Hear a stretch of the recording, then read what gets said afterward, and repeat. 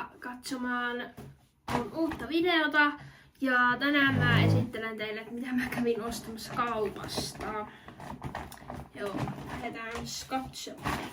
Täällä on 2 purkkia persikkaa. Ihan parasta. 2 jenkkiä. Nää on parhaita makuja.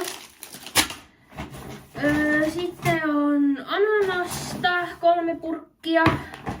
Jossakin täällä on vielä 1 purkki. Tai 1 vai 2.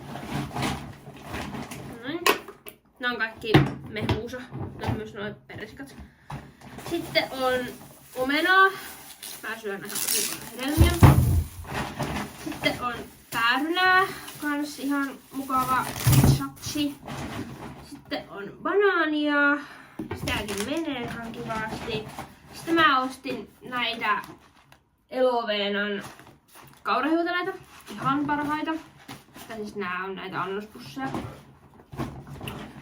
Sitten löysin 2 pakettia Hunajalla maustettua kanafilettä.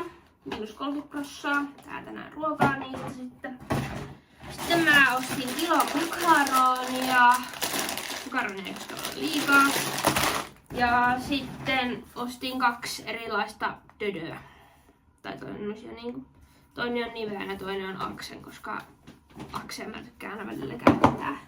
Mut siinäpä oli mun omakaustukset ja nää maksoi 37 € ja jotain pikku hiluja. Mut joo.